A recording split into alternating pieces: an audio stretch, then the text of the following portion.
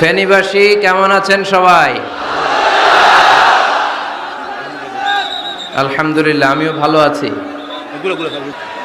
মাশাআল্লাহ, দেখেছি সবাইকে, দেখেছি।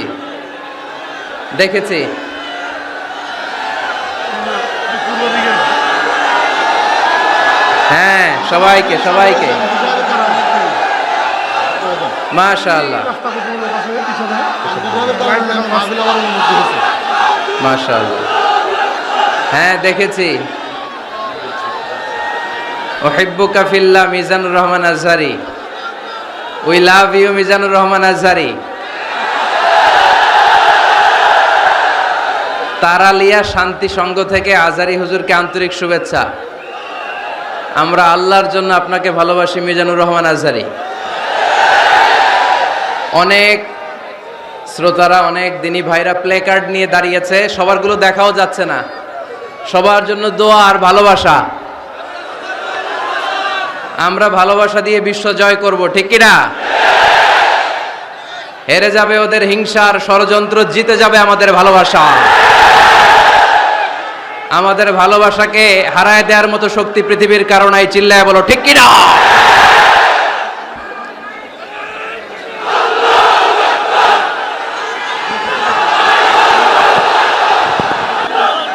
মাশাআল্লাহ, মাশাআল্লাহ। যারা না বুঝে কোরআনের প্রোগ্রাম বানচাল করতে চায়, তাদের এসে দেখা উচিত যে জনগণকে ভুলভাল বোঝানোর দিন শেষ। তাওহীদি জনতা এখন অনেক সচেতন। কোরআন প্রেমী তাওহীদি জনতা কোরআন আর সুন্নাহ এই দুইটাই বুঝে, এই দুইটা ছাড়া কিচ্ছু বোঝে না। এজন্য কোরআন আছে যেখানে আমরা আছি, সুন্নাহ আছে যেখানে আমরা আছি, ইসলাম আছে যেখানে আমরা আছি। এই গণজোয়ার, এটা কোরআনের পক্ষের গণজোয়ার। এই গণজোয়ার, এটা ইসলামের পক্ষের গণজোয়ার, ঠিক কিনা? আজকে এই ময়দান থেকে বিরিয়ানির প্যাকেট দেয়া হবে? দুনিয়াবি কোনো স্বার্থ পাওয়া যাবে? একজনকে খুশি করতে এসেছি, চিল্লায় বলতে হবে তিনি কে। এজন্য গণজোয়ার আটকানো যায় না। আপনারা বানের পানি যখন ছুটতে শুরু করে, দেখছেন আপনারা? ওইটারে আটকানো যায়? আটকাইতে গেলে পানি খালি বাড়তে থাকে, ফুলে ফেপে উপরে উঠতে থাকে। এক সময় যারা বাদ দিতে আসে এদেরকে সব ভেঙে মেসাকার করে দেয়। এজন্য যারা কোরআনের মাহফিলকে বানচাল করতে চায়, এরা বোঝে নাই, না বুঝে এগুলো করেছে। আমরা তাদের জন্য দোয়া করি, কারণ আমাদের হৃদয়ে তাদের জন্য ভালোবাসা আছে না নাই? আজকে আসেন, আমাদের সাথে বসেন, দেখেন আমরা কোরআনের বিপক্ষে, আমার নবীর বিপক্ষে, আমার ইসলামের বিপক্ষে আমরা কোনো কথা বলি না, ঠিক কিনা? আমাদের এই পবিত্র মঞ্চগুলো থেকে কোরআনের পক্ষে কথা হয়। এই পবিত্র মঞ্চগুলো থেকে আমার নবীর শানের ব্যাপারে কথা হয়। এই পবিত্র মঞ্চগুলো থেকে ইসলামের পক্ষে কথা হয়। তো যেখানে ইসলামের কথা হয়, কোরআনের কথা হয়, বিশ্বনবী সাল্লাল্লাহু আলাইহি ইসলামের বায়োগ্রাফি নিয়ে কথা হয়, কোনো মুমিন ওই রকম বরকতময় মজলিস বন্ধ করতে পারে? আল্লাহ আমাদেরকে সহি সমঝ দান করুক, সহি বুঝ দান করুক। আমরা যেন সবসময় কোরআনের পক্ষে থাকতে পারি। আল্লাহ তুমি তৌফিক দাও। আজকের এই মাহফিলটাকে আল্লাহ তুমি আমাদের নাজাতের ওসিলা বানাও। আওয়াজ করে উত্তর দেন, সকল প্রশংসার মালিক কে? সকল ক্ষমতার উৎস কে? কেউ যেটা পারে না পারে কে? কেউ যেটা দেখে না দেখে কে? কেউ যেটা শোনে না শোনে কে? সে আল্লাহর জন্য আওয়াজ করে আমরা পড়বো আলহামদুলিল্লাহ। সবাই পড়েন, রব্বানা লাকাল হামদ হামদান কাসীরান তাইয়িবান মুবারাকান ফীহি ইয়া রাব্বি লাকাল হামদু কামা ইয়ানবাগি লিজালালি ওয়াজহিকা ওয়া আযীমি সুলতানিকা লাকাল হামদু বিল ঈমান লাকাল হামদু বিল ইসলাম লাকাল হামদু বিল কুরআন। আমরা প্রশংসা করলাম কার? সব সময় প্রশংসা করব কার? আমরা যেন মনিবের, আমার রব্বে করিমের, আল্লাহ রব্বুল ইজ্জা ওয়াল জালালের প্রশংসা যেন বেশি বেশি করতে পারে। আল্লাহ তুমি তৌফিক দাও। আর জোরে পড়েন আমিন। উত্তর কাশিমপুর মডেল দাখিল মাদ্রাসার উদ্যোগে আজকের এই বিশাল তাফসিরুল কোরআনের মাহফিল। মাদ্রাসাটা কোন দিকে? এই পাশেই। এটার আগে একটা ডেট হয়েছিল, ওই দিন আমরা আসতে পারি নাই। কয় তারিখে? ডিসেম্বরের 4 তারিখ। জি জি, আসার কথা ছিল, আমারও আসার খুব ইচ্ছা ছিল, কারণ ফেনীবাসীদেরকে আমি ভালোবাসি, ফেনীবাসীরা ভালোবাসে আমায়। তো আসার সুযোগ হয় নাই। কাদারাম মাকদুরা, মহাবিশ্ব সৃষ্টির 50,000 বছর আগে এই পৃথিবীতে কি ঘটবে তার সব লিপিবদ্ধ করে রেখেছেন কে? আল্লাহ। এখানে মিলন মেলা ঘটাবে আজকে, এটা কি 4 তারিখে করা সম্ভব না? তাকদীরে আমাদের জন্য আল্লাহ তাআলা আজকে রেখে দিয়েছেন, এজন্য আজকে আমরা একত্রিত হয়েছি। আলহামদুলিল্লাহ পড়েন। সময় সকাল 10টা থেকে দিয়ে রাখছেন, তো এদেরকে তো কষ্ট দিয়েছেন আপনারা।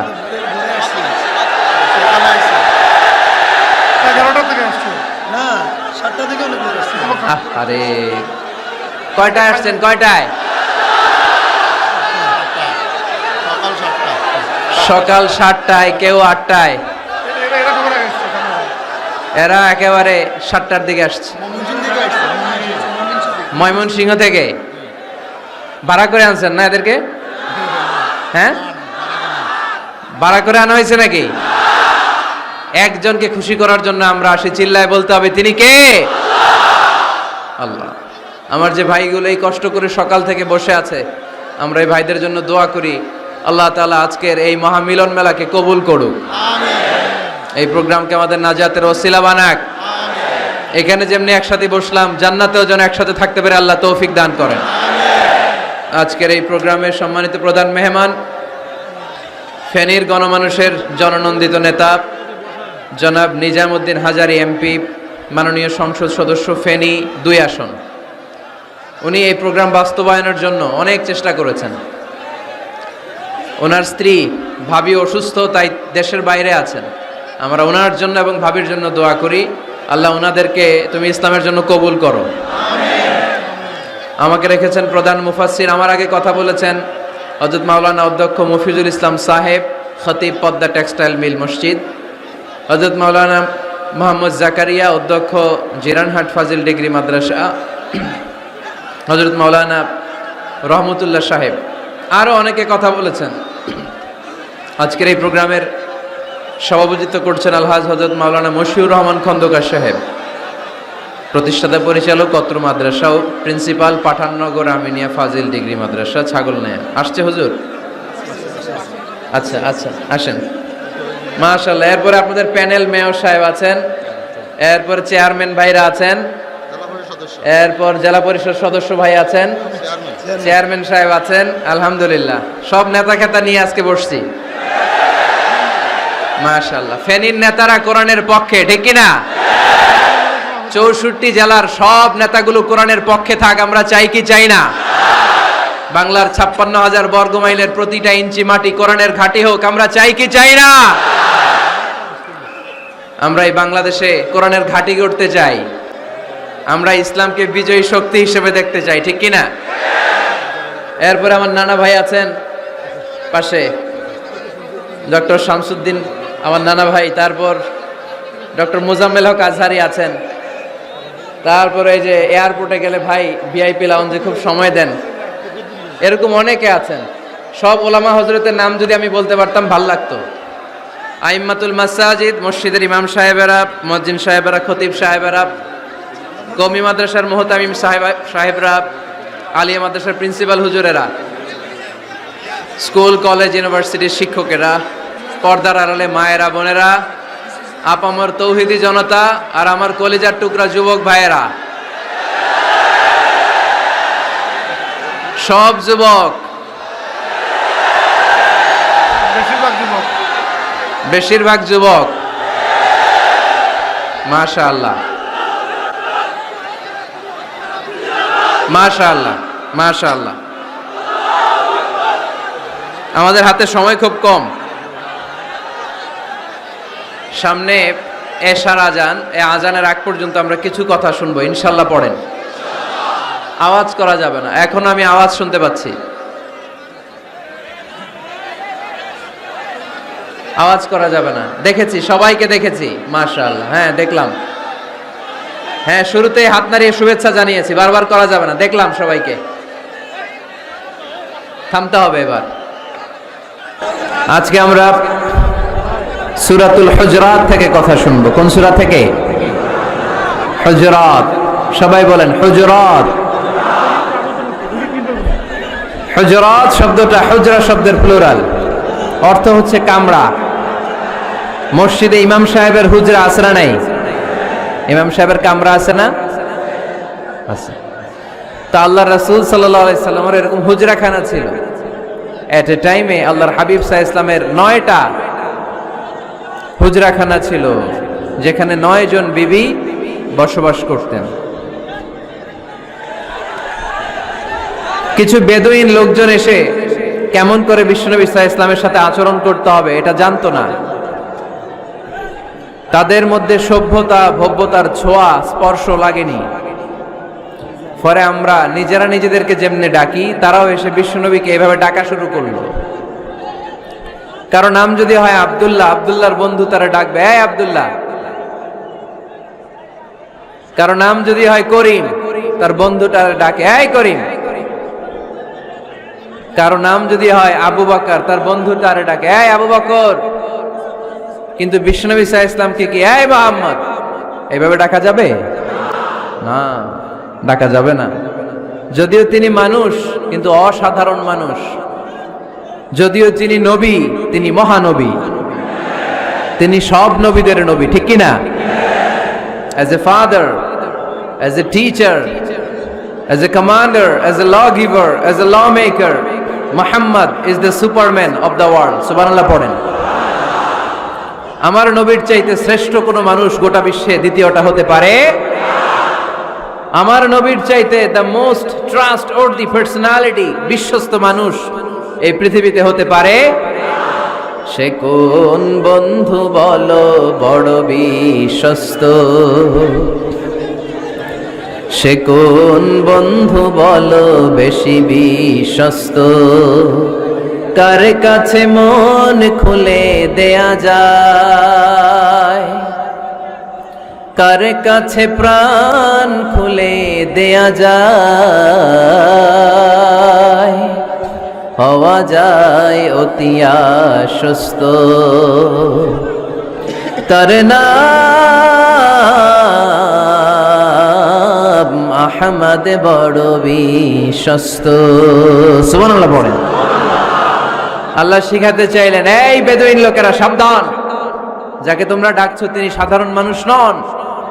তাকে ইয়া মুহাম্মদ, ইয়া মুহাম্মদ উখরুজ ইলাইনা, এই মুহাম্মদ, এই ঘর থেকে বের হয়ে আসো, এমন করে বেয়াদবের মতো ডাকা যাবে? বিশ্বনবী সাল্লাল্লাহু আলাইহি ইসলামকে ডাকতে হবে ইয়া নবী আল্লাহ, ওনাকে ডাকতে হবে ইয়া রাসূল আল্লাহ, ওনাকে ডাকতে হবে ইয়া হাবিব আল্লাহ, ঠিক কি না? শিষ্টাচার শিক্ষা দিলেন। আল্লাহ বুঝাতে চাইলেন, তোমরা যদি অপেক্ষা করতে অনেক ভালো হতো। ওয়ালাউ আন্নাহুম সাবারু হাত্তা তাখরুজা ইলাইহিম লাকানা খায়রাল লাহুম। আল্লাহর হাবিব সাল্লাল্লাহু আলাইহি ওয়াসাল্লাম দুপুরের খাবার খেয়ে গড়াগড়ি করছিলেন। আল কাইলুলা, টসিং এন্ড টার্নিং, এপাশ ওপাশ করা। শীতকালে দুপুরের খাবার খেয়ে বিছানায় শুইলে আরাম আছে না নাই? এটাকে কাইলুলা বলে। আল্লাহর হাবিব সাল্লাল্লাহু আলাইহি ওয়াসাল্লাম যখন কাইলুলা করছিল, ঠিক তখন লোকগুলো ডাকতে আরম্ভ করলো, ইয়া মুহাম্মদ, ইয়া মুহাম্মদ উখরুজ ইলাইনা, এই মুহাম্মদ আসো। আল্লাহ বললেন, খবর দাও, আমার নবীকে এইভাবে ডাকা যাবে না, বরঞ্চ আমার নবীকে তোমরা ডাকবে ইয়া নবী আল্লাহ, ইয়া রাসূল আল্লাহ, ইয়া হাবিব আল্লাহ বলে। সুবহানাল্লাহ পড়েন। আল্লাহর হাবিব সাল্লাল্লাহু আলাইহি ওয়াসাল্লাম যতক্ষণ না বের হয়ে আসে তোমাদের অপেক্ষা করা উচিত, সবর করা উচিত। আমরা অনেক সময় সবর করি না। ব্যাপার কি? আওয়াজ আবার বাড়তেছে কেন এদিকে?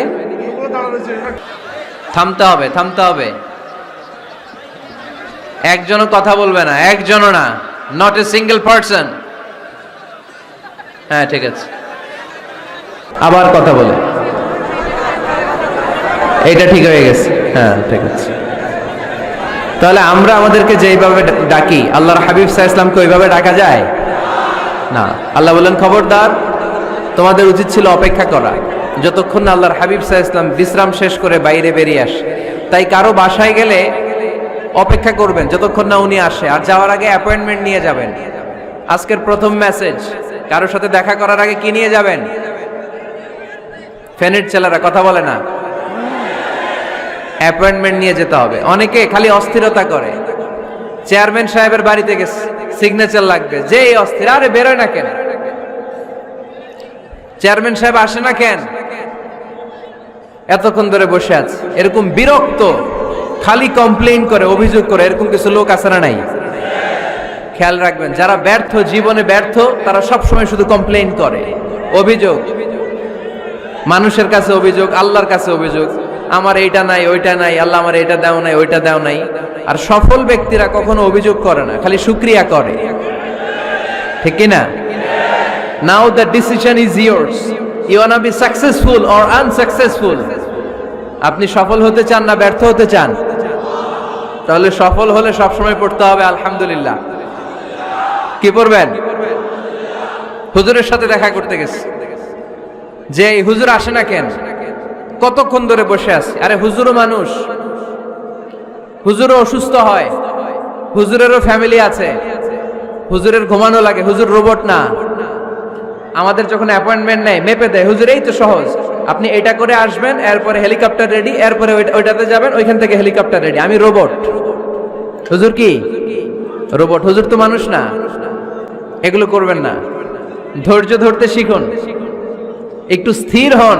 স্টপ, অনেক হয়েছে, আর না, অস্থির জীবন আমরা চাই না। এই কোরআন আমাদেরকে অস্থির সময়ে স্বস্তির বাণী শোনায়, ঠিক কিনা? কিসের বাণী শোনায়? স্বস্তির বাণী। কোন সময়ে? অস্থির সময়ে স্বস্তির বাণী শোনায় কোরআন, ঠিক কিনা? এজন্য আজকের প্রথম মেসেজ হচ্ছে, কারো বাসায় গেলে পারমিশন নিতে হবে। দরজার সামনে যে আগে সালাম দিবেন 3 বার। কয়বার? অনুমতি চাইবেন, অনুমতি দিলে ঢুকবেন, অনুমতি না দিলে বের হয়ে চলে আসবেন। পারা যাবে? এজন্য রব্বুল আলামিন বলেন, ইয়া আইয়ুহাল্লাযীনা আমানু লা তাদখুলু বুয়ুতান গায়রা বুয়ুতিকুম হাত্তা তাস্তানিসু ওয়া তুসাল্লিমু আলা আহলিহা যালিকুম খায়রুল লাকুম লাআল্লাকুম তাযাক্কারুন। সুবহানাল্লাহ পড়েন। আল্লাহ ডেকে বললেন, ও ঈমানদাররা, শোনো শোনো, তোমরা যখন অন্য কারো বাড়িতে যাবে, খবরদার অনুমতি না নিয়ে, সালাম না দিয়ে ঘরে ঢুকে যেও না। দরজার সামনে দাঁড়িয়ে থাকো, দরজার সামনে দাঁড়িয়ে দাঁড়িয়ে 3 বার অনুমতি চাও, তারপরে সালাম দাও। অনুমতি দিলে ঢুকবা, নচেত চলে যাবা, ঠিক কিনা? এই আইনটা কার? ফেনীবাসী কি আইনটা মনে রাখতে পারবে? কারো বাসায় যাওয়ার আগে অ্যাপয়েন্টমেন্ট নিয়ে যাবে, আর যে হুট করে দরজার ভিতরে ঢুকে যাব না, অপেক্ষা করবে। You have to wait. তিনি আসতে বললে এরপরে ঢুকবো, মনে থাকবে? কারো ঘরে অনুমতি না নিয়ে ঢুকা কবিরা গুনাহ। কি গুনাহ? আমরা এগুলোর ইসলাম মনে করি না, আমরা ম্যানার জানি না, আমরা সোশ্যাল নর্মস জানি না। আমরা মনে করি নামাজ, রোজা, হজ, যাকাত, জিকির এগুলাই ইসলাম, ঠিক কিনা? ধরাবাধা ইসলাম হিন্দু ধর্মের মতো গদবাধা কোনো ধর্ম নয়। আমাদের মসজিদ এটা গির্জা, প্যাগোডা, সিনাগগ আর গুরুদ্বারার মতো যে কোনো ইবাদতগাহ নয়। আমাদের মসজিদগুলো আমাদের সামাজিক ঐক্যের কেন্দ্রবিন্দু। আমাদের ইসলাম হচ্ছে আমাদের জীবন চালানোর মেথোডোলজি। কেমন করে এই লাইফটা সুন্দর হবে, স্মুথ হবে, তার সব নির্দেশনা কোরআনের ভেতরে আছে না নাই? এজন্য বিশ্বনবী বললেন, খবরদার, কারো ঘরে যাওয়ার আগে সালাম দাও, পাশাপাশি অনুমতি চাও। এক সাহাবী দাঁড়িয়ে বললেন, ইয়া রাসূলুল্লাহ, ইয়া হাবিবাল্লাহ, আমার ঘরে আমরা কেবল 2 জন থাকি, 2টা ঘর, এক ঘরে থাকে আমার আম্মা, আরেক ঘরে থাকে আমি। আফাস্তাদিনু আলা উম্মি, আমি কি আমার মায়ের ঘরে ঢোকার আগে অনুমতি নেওয়া লাগবে নাকি?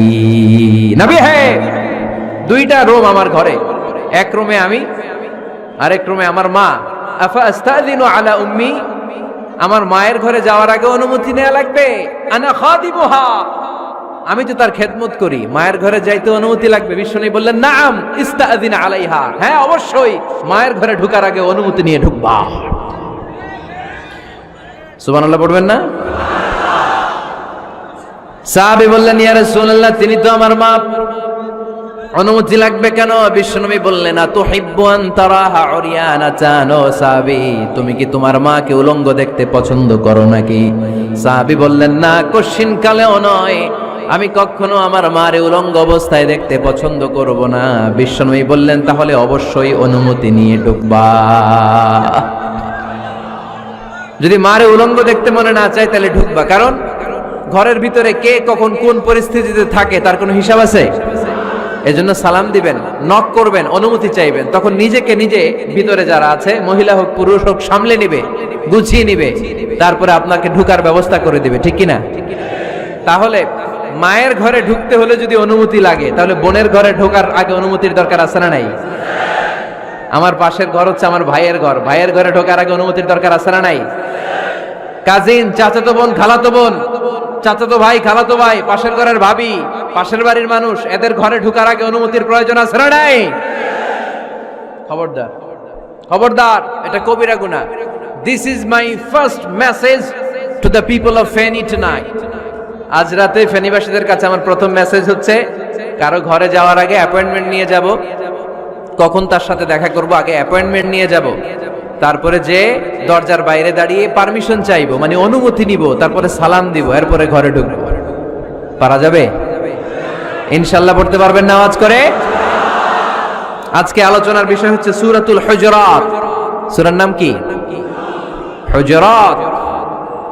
এটা মাদানী সূরা। কি সূরা? এটা কোরআনের 49 নম্বর সূরা। কত নম্বর সূরা? এই সূরায় মোট আয়াত আছে 18টি। কয়টি? এবার আমি প্রশ্ন করব, উত্তর দেন। এই সূরায় মোট আয়াত সংখ্যা কয়টি? 18টি। এটি কোরআনের কততম সূরা? 49তম সূরা। আর সূরাটা মাক্কি সূরা। কি সূরা? মাদানী সূরা। এই সূরাটাকে বলা হয় সামাজিক রীতিনীতির সূরা। সোশ্যাল নর্মস শেখানো হয়েছে এই সূরায়। কেমন করে সমাজের শান্তি শৃঙ্খলার ভারসাম্য অক্ষুণ্ণ থাকবে সে ব্যাপারে এই সূরাতে আল্লাহ তাআলা কিছু দিক নির্দেশনা দিয়েছেন। আমাদের সমাজের ভারসাম্য ঠিক নাই, শান্তি নাই, সুশৃঙ্খলা নাই, শুধু মারামারি, জিঘাংসা, কিলাকিলি, হিংসা, বিদ্বেষ, বিশৃঙ্খলা। এই হিংসা, বিদ্বেষ, বিশৃঙ্খলা, মারামারির বিপরীতে সমাজের সাম্য, ভ্রাতৃত্ব, ভালোবাসা, সুশৃঙ্খলা আর ভারসাম্য কিভাবে অক্ষুণ্ণ রাখা যায় সেজন্য আল্লাহ তাআলা এই সূরার ভেতরে 10টা গাইডলাইন দিয়েছেন। কয়টা? সবাই বলতে হবে, কয়টা? 10টা। প্রথম গাইডলাইন হচ্ছে আল্লাহ তাআলা বলছেন, খবরদার যারা বিশ্বাসী বলে নিজেদেরকে দাবি করো, আল্লাহ আল্লাহর রাসূলের নিয়মের বা আইনের উপর দিয়ে টপকে যেও না। আল্লাহ আল্লাহ রাসূল যেটা বলেছে এটাই ফাইনাল, ঠিক কি না? রব্বুল আলামিন বলেন, ইয়া আইয়ুহাল্লাযীনা আমানু লা তুকদ্দিমু বাইনা ইয়াদাইল্লাহি ওয়া রাসূলিহি ওয়াত্তাকুল্লাহ ইন্নাল্লাহা সামিউন আলীম। পড়েন সুবহানাল্লাহ। আল্লাহ বললেন, যারা বিশ্বাসী বলে দাবি করো, খবরদার আল্লাহর দেয়া বিধান আর আমার নবীর দেয়া বিধান, এই বিধানগুলাই ফাইনাল। এই ফাইনাল কথার পরে মুমিনের কোনো কথা থাকতে পারে? আল্লাহ যেটা বলেছে, আল্লাহ রাসূল যেটা বলেছে সেটাই ফাইনাল। আওয়াজ করে বলতে হবে, সেটা কি? এটা ফাইনাল। এরপর আর নতুন কোনো কথা নাই। যখনই বলা হবে আল্লাহ বলেছে, রাসূল বলেছে, আমরা বলবো আমান্না, সামি'না ওয়া আতা'না, আমরা শুনলাম, মানলাম, বিশ্বাস করলাম, আমাদের পক্ষ থেকে আর দ্বিতীয় কোনো কথা নাই, ঠিক কি না? এজন্য আল্লাহ বললেন, খবরদার আমি আর আমার রাসূল যেটা দিয়েছি সেটাই ফাইনাল। অতিরিক্ত বুঝতে যেও না, ওভার স্মার্ট সাজতে চেও না, আমি আল্লাহর দেয়া নবীর দেয়া বিধানের সামনে অ্যাডভান্স হতে যেও না, কারণ আমি আল্লাহ আর আমার রাসূল যেই নিয়ম দিয়েছি সেটাই ফাইনাল, সেটাতেই বরকত। কোন মুমিন বান্দাবান্দীদের কাছে যখন আল্লাহ আর আল্লাহর রাসূলের কথা বলা হয় তাদের কাছে এটাই ফাইনাল, ঠিক কি না? ওমা কানা লিমুমিনিন ওয়ালা মুমিনাতিন ইযা কাদাল্লাহু ওয়া রাসূলুহু আমরান আইয়াকুনা লাহুমুল খিয়ারাতু মিন আমরিহিম। মুমিন নরনারীর কাছে যখন বলা হবে এটা আল্লাহর কথা, আল্লাহর রাসূলের কথা, এটাই ফাইনাল। এরপরে মুমিনের আর নতুন কোনো চয়েস থাকতে পারে? আল্লাহ বলেছে 5 ওয়াক্ত সালাত জামাতের সাথে আদায় করো, এটাই ফাইনাল, ঠিক কি না? আল্লাহ বলেছেন চুরি করলে চোরের হাত কেটে দাও। বিশ্বনবী জীবদ্দশায় চোরের হাত কেটে দেখিয়ে দিয়েছেন, চুরি করলে হাত কেটে দাও, এটাই ফাইনাল, ঠিক কি না? আল্লাহ নিয়ম জারি করেছেন, ও নারীরা পর্দা করে ঘর থেকে বের হও, এর উপরে কোনো কথা নাই, জোরে বলেন ঠিক কি না? আল্লাহ আইন করে দিয়েছেন রমাদানের 29 দিন কিংবা 30 দিন রোজা রাখবা, এটাই ফাইনাল, এরপরে কোনো কথা নাই, জোরে বলেন ঠিক কি না? যারা সম্পদশালী হয়েছো বছরান্তে 2.5% যাকাত দিবা, বিধানটা কার? এটাই ফাইনাল, এরপরে কোনো কথা আছে? তার মানে আল্লাহ আল্লাহ রাসূল যেটা দিয়েছে এটাই ফাইনাল, এটাই সর্বোৎকৃষ্ট, এর চেয়ে উৎকৃষ্ট আর ভালো হতে পারে না, এটাই শ্রেষ্ঠ। এক সাহাবী বলল আসুমুদ্দাহার, আমি সারা বছর রোজা রাখবো, রোজা ভাঙবো না। আরেক সাহাবী বলল আ'তাজিলুন নিসা, আমি আমার বউয়ের কাছে যাব না, আজীবন বৈরাগ্য জীবন যাপন করব। আরেক সাহাবী বলল উসল্লিল লাইলা কুল্লাহ, সারা রাত তাহাজ্জুদ পড়ব, ঘুমাবো না। এই কথা শুনে বিশ্বনবী রেগে গেলেন। বিশ্বনবী বললেন কে কে বলেছে এই কথা যে সারা বছর রোজা রাখবে, সারা রাত তাহাজ্জুদ পড়বে, স্ত্রীর কাছে যাবে না? ইন্নী আখশাকুম লিল্লাহি ওয়া আতকাকুম লাহু, নিশ্চয় আমি তোমাদের চাইতে আল্লাহকে বেশি ভয় করি। আমি বিশ্বনবী সবচেয়ে বড় মুত্তাকি, আমি বিশ্বনবী সবচেয়ে বড় বুজুর্গ, আমি বিশ্বনবী সবচেয়ে বড় আল্লাহওয়ালা। তো আমি এত বড় আল্লাহওয়ালা হয়ে আমি 11 জন স্ত্রী রেখেছি, আমি এত বড় আল্লাহওয়ালা হয়ে রাতে তাহাজ্জুদও পড়ি, আবার কিছু অংশ ঘুমাই, আমি এত বড় আল্লাহওয়ালা হয়ে বছরে কিছু সময় রোজা রাখি, মাঝে মাঝে রাখি না। তা আমি ব্যালেন্স করে জীবন ধারণের পরে আমার আল্লাহওয়ালাগিরিতে কোনো সমস্যা হয় নাই, আমার নবী হতে সমস্যা হয় নাই। তোমাদের সমস্যা হলো কেন? তোমরা কোত্থেকে এটা শিখেছো? আমি বিশ্বনবী যেটা শিখিয়েছি এটাই ফাইনাল, এর চেয়ে শ্রেষ্ঠ কোনো কাজ আর হতে পারে না। চিল্লায় বলেন ঠিক কি না? ফজরের ফরজ নামাজ কয় রাকাত? আওয়াজ করে বলেন। বিধানটা কার? আপনি যদি বলেন আমি একটু বাড়ায় পড়বো, 3 রাকাত পড়বো, সওয়াব বেশি হবে না? কারণ আপনি অ্যাডভান্স হয়েছেন। লা তুকদ্দিমু বাইনা ইয়াদাইল্লাহি ওয়া রাসূলিহি, খবরদার আল্লাহ আল্লাহ রাসূলের উপর অ্যাডভান্স হয়ো না। রমাদানের রোজা 30টা, আপনি যদি বলেন 35টা রাখবো, ফেনীর ভাইয়েরা রমজানের পরে আরো 5টা যদি একাধারে রাখেন, রমজান মনে করে আল্লাহ কবুল করবে? কবুল করবে। তার মানে আল্লাহ আল্লাহ রাসূল যেটা বলেছে এটাই ফাইনাল, এর চেয়ে বেশি কিছু আর ইবাদত করা যাবে, এর চেয়ে শ্রেষ্ঠ ইবাদত হতে পারে না। বিষ্ণু ইসলাম বললেন সারা রাত তাহাজ্জুদ পড়লে এটা শ্রেষ্ঠ ইবাদত নয়, বরং রাতের কিছু অংশ ঘুমাবা, কিছু অংশ তাহাজ্জুদ পড়বা। আইয়ামুল বীজের রোজা রাখবা, সোম আর বৃহস্পতিবার রোজা রাখবা, আরাফার রোজা রাখবা, আশুরার রোজা রাখবা, শাওয়ালের 6 রোজা রাখবা। এর চেয়েও বেশি রাখতে চাইলে একদিন রোজা রাখবা, আরেকদিন রাখবা না, একদিন রাখবা, আরেকদিন রাখবা না। এর চেয়ে ভালো রোজার হতে পারে? হতে পারে না। আল্লাহর হাবিব সাল্লাল্লাহু আলাইহি ওয়াসাল্লাম বললেন সেই শ্রেষ্ঠ যে স্ত্রীদের সাথেও মেলামেশা করে আবার ইবাদতও করে। ইসলামের মধ্যে ভারসাম্য আছে না নাই? তাহলে বোঝা গেল আল্লাহর হাবিব সাল্লাল্লাহু আলাইহি ওয়াসাল্লাম আল্লাহর সবচেয়ে কাছের, তিনি সবচেয়ে বড় মুত্তাকি। ফেনীবাসী আওয়াজ করে বলেন তো আমার নবীর চাইতে বড় মুত্তাকি হওয়া যাবে? আমার নবীর চাইতে বড় আল্লাহওয়ালা হওয়া যাবে? নামাজ কেমন করে পড়তে হয় এটা নবী শিখায় গিয়েছেন, এর চেয়ে বেশি কিছু করা যাবে? জিকির কেমন করে করতে হয় এটা বিশ্বনবী শিখিয়ে গিয়েছেন কি জান নাই? বিশ্বনবীর শিখানো পন্থার বাইরে নতুন পন্থায় জিকির করা যাবে? তাহলে আল্লাহ এবং আল্লাহ রাসূল যা শিখিয়েছে এটাই ফাইনাল। আল্লাহ আল্লাহ রাসূলের কথার উপরে আমরা দ্বিতীয় কোনো কথা বলতে চাই না। এটা হচ্ছে 1 নাম্বার গাইডলাইন।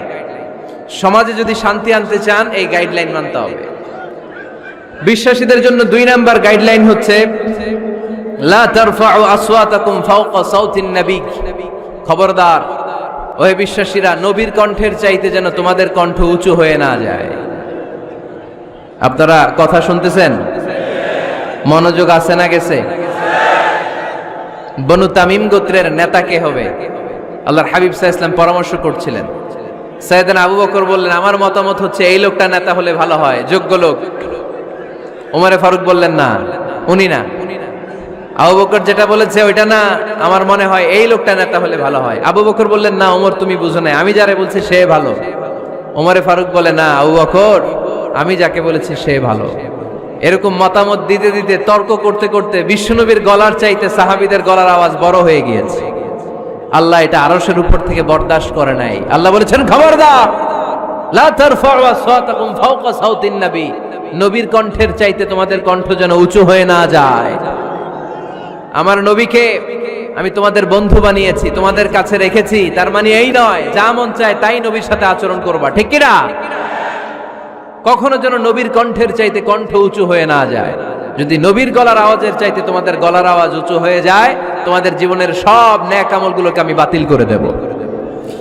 আল্লাহ ধমক দিয়ে বললেন, খবরদার, ইয়া আইয়ুহাল্লাযীনা আমানু লা তারফাউ আসওয়াতাকুম ফাওকা সাউতিন নবী ولا تجهروا له بالقول كجهر بعضكم لبعض أن تحبط أعمالكم وأنتم لا تشعرون পড়েন সুবহানাল্লাহ। আল্লাহ বললেন, খবরদার, আমার নবীর কণ্ঠের চাইতে যেন তোমাদের কণ্ঠ উঁচু হয়ে না যায়। আমার হাবিবের কণ্ঠের চাইতে তোমাদের কণ্ঠ যদি উঁচু হয়ে যায়, বেয়াদবি হয়ে যাবে, ফলে তোমাদের সব নেক আমল বাতিল করে দিবে কে? এই আয়াত নাজিল হওয়ার পরে সাহাবারা কেউ বিশ্বনবীর সামনে এসে বড় গলায় কথা বলে না, আস্তে আস্তে বলে। কেমনে বলে? ওমরে ফারুক এই আয়াত শুনে এত ভয় পেলেন, তিনি বিশ্বনবীর কাছে কোনো কথা নিয়ে আসলে ফিস ফিস করে বলতেন। বিশ্বনবী শুনতে পেতেন না, বলতেন, এই ওমর কি বলছো, বুঝি নাই, জোরে বলো। ওমরে ফারুক সাউন্ড বাড়িয়ে জোরে বলতেন। বিশ্বনবী বলতেন, এই কি বলেছো, এদিকে আসো, জোরে বলো, আমি শুনতে পাচ্ছি না, ওমর আরো জোরে বলো। ওমরে ফারুক আবার একটু সাউন্ড বাড়িয়ে আবার বলতে আরম্ভ করতেন। বিশ্বনবী বলতেন, আমি শুনতে পাচ্ছি না, জোরে বলো। সুবহানাল্লাহ পড়েন। ভয়ে, আন তাহবাতা আমালুকুম ওয়া আনতুম লা তাশউরুন, খবরদার, নবীর কণ্ঠের চাইতে যদি কণ্ঠ উঁচু হয়ে যায়, সব নেক আমল বাতিল করে দিবে কে? আপনারা যারা হজ উমরা করেছেন, হজ আর উমরা করতে পেরেছেন কারা কারা দেখি? মাশাআল্লাহ। যারা করতে পারি নাই আমরা, আমাদেরকেও যেন আল্লাহ তাআলা তৌফিক দান করে, আমরা পড়ি আমিন। আমরা যেন কাবার চারপাশে তাওয়াফ করতে পারি, সাফা মারওয়ায় যেন সাই করতে পারি, আল্লাহর হাবিব সাল্লাল্লাহু আলাইহি ওয়াসাল্লামের কবরের সামনে দাঁড়িয়ে যেন আমরা সালাতু সালাম পাঠ করতে পারি। আওয়াজ করে পড়তে হবে আমিন। বিশ্বনবী সাল্লাল্লাহু আলাইহি ওয়াসাল্লামের কবরের উপরে এই আয়াতটা লেখা, যে আয়াত নিয়ে আমি এখন আপনাদের সামনে আলোচনা করছি, লা তারফাউ আসওয়াতাকুম ফাওকা সাউতিন নবী। দেখছেন না হাজী সাহেবরা, দেখে আসছেন না? আপনি যখন মসজিদে নববীতে নামাজ পড়বেন, আল্লাহর হাবিব সাল্লাল্লাহু আলাইহি ওয়াসাল্লামের কবর জিয়ারতের জন্য যখন রওনা হবেন, সর্বপ্রথম বাম দিকে পড়বে রাউদাতুম মিন রিয়াদিল জান্নাহ। এই জায়গাটা হলো দুনিয়ার বুকে জান্নাতের বাগান সমূহ থেকে একটা বাগান। আপনি হাঁটতে থাকবেন, হাঁটতে হাঁটতে রাউদাতুম মিন রিয়াদিল জান্নাহ পার হওয়ার পরে বাম দিকে পড়বে বিশ্বনবীর কবর। বিশ্বনবীর কবরের সামনে দাঁড়িয়ে কোনো উম্মত সহ্য করতে পারে নাকি? ধৈর্য ধারণ করতে পারে নাকি? আজীবন যেই নবীর কথা শুনলাম, আজীবন যেই নবীর হাদিস চর্চা করলাম, আজীবন যেই নবীর ভালোবাসা হৃদয়ের মধ্যে ধারণ করলাম, ওই নবী নাকি এই জায়গায় শোয়া, ওই নবী নাকি এখানে শুয়ে আছে, এটা কল্পনা করলে কোনো উম্মত ধৈর্য ধারণ করতে পারে? কলিজাটা ছিঁড়ে খান খান হয়ে যায়, চিৎকার দিয়ে নবীরে ডাক দিতে মনে চায়। কিন্তু আল্লাহ বলেছেন, খবরদার, কবরের উপরে এই আয়াতটা লেখা, লা তারফাউ আসওয়াতাকুম ফাওকা সাউতিন নবী, খবরদার, এটা নবীর দরবার, এখানে বড় গলায় চিৎকার চেঁচামেচি করে কোনো আওয়াজ করা যায় না। চিল্লায় বলেন ঠিক কি না? এজন্য আল্লাহ বললেন, লা তারফাউ আসওয়াতাকুম ফাওকা সাউতিন নবী, খবরদার নবীর কণ্ঠের চাইতে যেন কণ্ঠ উঁচু হয়ে না যায়। এই আয়াতের হুকুম আল্লাহর হাবিব সাল্লাল্লাহু আলাইহি ওয়াসাল্লামের জীবদ্দশা অবস্থায় যেমন ছিল ঠিক এখনো এটারে বলবৎ রেখেছে কে? তাই ওইখানে আল্লাহর হাবিব সাল্লাল্লাহু আলাইহি ওয়াসাল্লামের কবরের সামনে বুক ফেটে কান্না আসে, আমার নবী, আমার পেয়ারা নবী এখানে, পেয়ারা রাসূল শুয়ে আছে, এটা জেনেও আমি চিৎকার দিতে পারি না, আমি হই হুল্লোড় করতে পারি না, আমি লাফাতে পারি না, আমি শুধু চোখের পানি ছেড়ে আমার নবীরে সালাম পাঠাতে পারি। ঠিক কিনা? এই আয়াতের হুকুম শুধু নবীর ক্ষেত্রেই প্রযোজ্য নয়, আব্বা আম্মার ক্ষেত্রেও প্রযোজ্য। আব্বা আম্মার সামনে দাঁড়িয়ে বড় গলায় কথা বলা যাবে? উস্তাদ আল আসাতেজা যারা আমাদেরকে শিখিয়েছেন তাদের সামনে বড় গলায় কথা বলা যাবে না। আধ্যাত্মিক গুরু, ইসলামী আন্দোলনের নেতা, ধর্মীয় নেতা, ওনাদের সামনেও চোখ রাঙিয়ে কথা বলা যাবে না। চিল্লায় বলেন ঠিক কিনা? লা তারফাউ আসওয়াতাকুম ফাওকা সাউতিন নবী। আদব নাই সমাজে, আদব নাই, এজন্য এত মহা সমস্যা। তাহলে প্রথম মেসেজ হচ্ছে আল্লাহ আল্লাহর হাবিব যা বলেছেন ওইটাই ফাইনাল, ওইটার উপরে কোনো কথা আছে? দ্বিতীয় মেসেজ হচ্ছে নবীর দরবারে দাঁড়িয়ে বড় গলায় কথা বলা যাবে। 3 নম্বরে আল্লাহ বললেন, ইয়া আইয়ুহাল্লাযীনা আমানু ইন জাআকুম ফাসিকুম বিনাবাইন ফাতাবায়ানু। ও বিশ্বাসীরা, ও ঈমানদার বান্দারা, তোমাদের সামনে যদি কোনো পাপাচারী, কোনো ফাসিক যদি কোনো খবর নিয়ে আসে, খবরটা বিশ্বাস করার আগে যাচাই করে নিও। ফাতাবায়ানু ইয়ানি ফাতাসাব্বাতু আন সিহহাতিল খবর, খবরটা সহি কিনা যাচাই করার দরকার আছে না নাই? ইযা জাআকুম ইন জাআকুম ফাসিকুম বিনাবাইন ফাতাবায়ানু। ফেনীবাসী মনোযোগ দিয়ে শুনেন, কেউ যদি কোনো তথ্য নিয়ে আসে, খবর নিয়ে আসে, শুনেই হুট করে বিশ্বাস করা যাবে না। ফেসবুকে প্রায় বিভিন্ন ফেক নিউজ আছে না নাই? রুমর, গুজব আছে না নাই? আমি তখন মালয়েশিয়া, হঠাৎ করে দেখলাম নিউজের মধ্যে অনেকে স্ট্যাটাস দিতে শুরু করেছে যে পেঁয়াজের মতো লবণেরও দাম বেড়ে গেছে। এটা কি সত্য নিউজ না গুজব? জোরে বলেন। গুজব। আসলে কি লবণের দাম বাড়ছিল? বাড়ে নাই, কিন্তু না জেনেই অনেকে শেয়ার দিচ্ছে। এজন্য ফেসবুকে কোনো নিউজ যদি আপনি দেখতে পান, শুনতে পান, verify, justify the news whether it's true or wrong.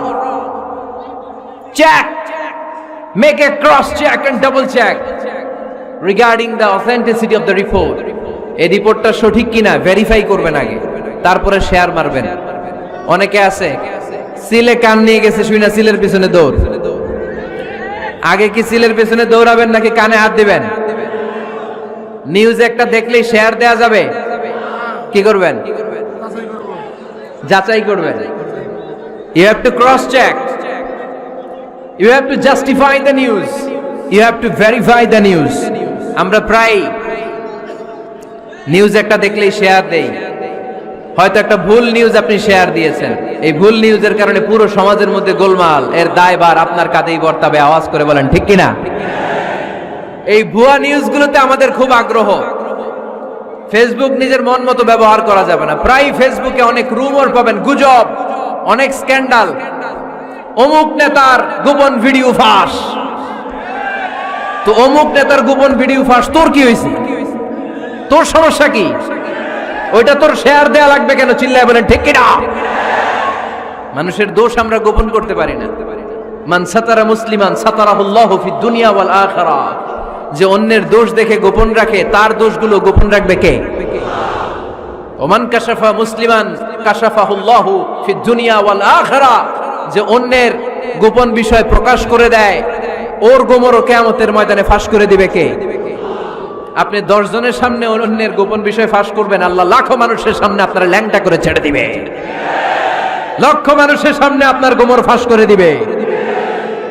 জন্য খবরদার, অন্যের পিছনে লেগে থাকেন না, অন্যের দোষ খুঁজেন না, দোষ খুঁজবেন নিজের। ইন জাআকুম ফাসিকুম বিনাবাইন ফাতাবায়ান। মুমিন কোন তথ্য, কোন সংবাদ, কোন রিপোর্ট কিংবা নিউজ শুনলেই বিশ্বাস করে না। মুমিন আগে এটাকে যাচাই করে, বাছাই করে, জাস্টিফাই করে, ভেরিফাই করে, তারপরে সে বিশ্বাস করে। ঠিক কি না? আল্লাহর হাবিব সাল্লাল্লাহু আলাইহি ওয়াসাল্লাম বনুল মুস্তালাকের যুদ্ধে জয়লাভ করলেন। হারিস ইবনে মেরার বনুল মুস্তালিকের নেতা। শুনতেছেন আপনারা? কষ্ট হচ্ছে? আচ্ছা, হারিস ইবনে মেরার বললেন, ইয়া রাসূলুল্লাহ, আমরা ইসলাম ধর্ম গ্রহণ করলাম, কি কি নিয়ম মানতে হবে? আল্লাহর হাবিব সাল্লাল্লাহু আলাইহি ওয়াসাল্লাম বললেন, সালাত পড়বে, যাকাত দিবে। উনি বললেন, তাহলে যাকাত নেন।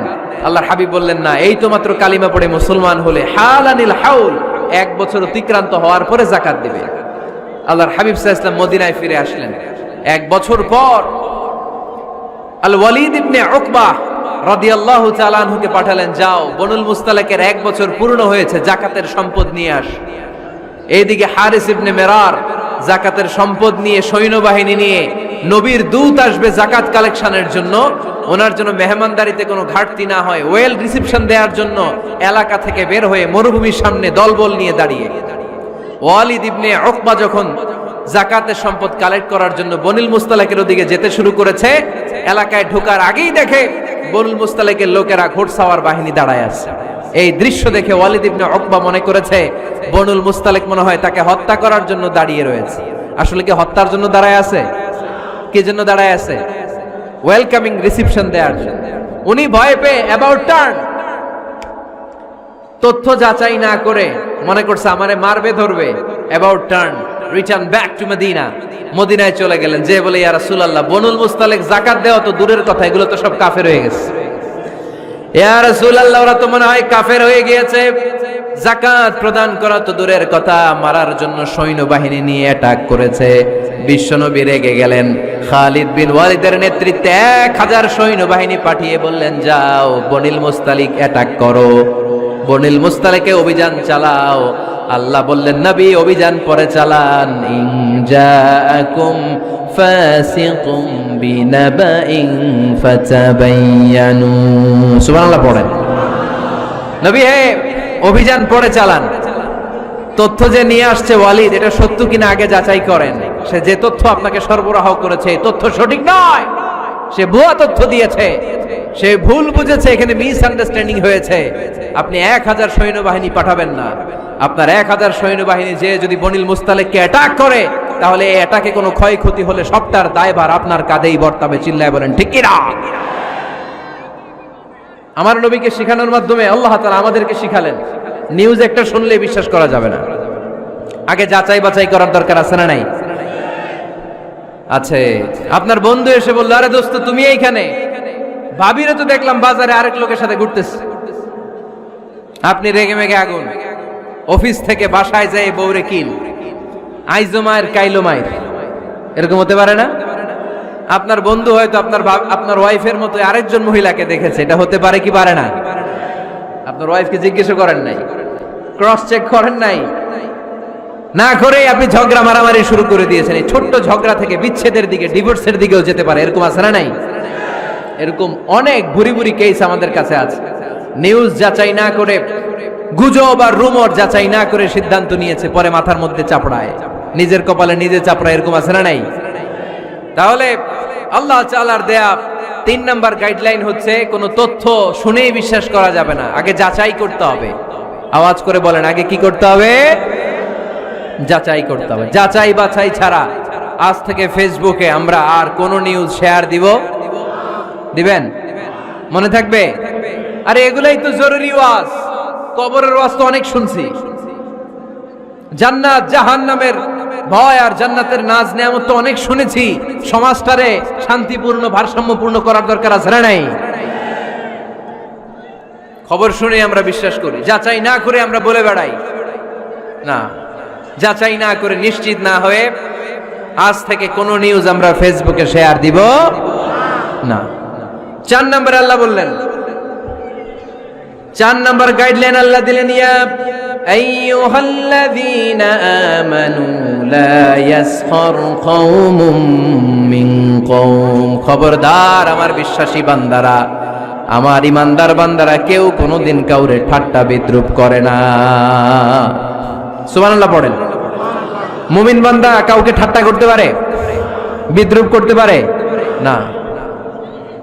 আমাদের জিহ্বা আছে বলে আমরা যা ইচ্ছা তাই বলতে পারি, কথা বলেন না কেন? আমাদের কান আছে বলে কান দিয়ে আমরা যা মনে চাই তাই শুনতে পারি, যেন কানে শুনি সদা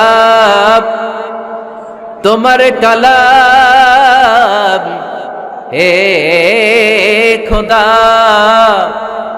চোখে যেন দেখি শুধু কোরআনের আয়াত, শোনো আমার মুনাজাত, শোনো শোনো ইয়া ইলাহি আমার মুনাজাত, শোনো আমার মুনাজাত। সবাই আওয়াজ করে পড়েন আমিন। লা ইয়াসখার কওমুন মিন কওম, মুমিন বান্দা কখনো অন্য কাউকে ঠাট্টা করবে না। আমার কোনো ভাই মনে কষ্ট পায়, এরকম কোনো ঠাট্টা বিদ্রুপ খোঁচা মেরে পোক মেরে কথা বলা যাবে না। এটা তার চেহারা নিয়ে না, তার পেশা নিয়ে না, তার বংশ নিয়ে না, তার পরিবার নিয়ে না। তার বাবা চুরি করেছে, আমি কি বলতে পারবো তুই চোরের ঘরের চোর? বলে কি বলে না? কেউ একটু মোটা হইলে কয় তুই মোটুর ঘরের মোটু, চোখে কম দেখলে কয় তুই কানার ঘরের কানা। আছে না নাই? না না, স্টপ, থামেন, অনেক হয়েছে, আর না, এগুলো বলা যাবে না। কারো আকৃতি নিয়ে খোটা দেয়া, ঠাট্টা করা, এটা স্বয়ং আল্লাহর সাথে ঠাট্টা করা শামিল, ঠিক কিনা? কারো নাক যদি ছোট হয়, এর কয় বোচা, তোর নাক বোচা। ফেনীতে আপনারা কি বলেন? হ্যাঁ, তো এই যে যার নাক বোচা হয়েছে, ও কি নিজে বানাইছে? যার নাক খাড়া, এটা বানাইছে কে? যে কালো, বানাইছে কে? সাদা শুভ্র, বানাইছে কে? তার মানে কারো আকৃতি নিয়ে যদি আপনি ঠাট্টা করেন, স্বয়ং আল্লাহর সাথে ঠাট্টা করলেন। কারণ কেউ কারো চেহারা বানানোর দায়িত্ব পায় নাই। মাতৃগর্ভে থাকতেই আমাদের চেহারার আকৃতিগুলো দান করেছে কে?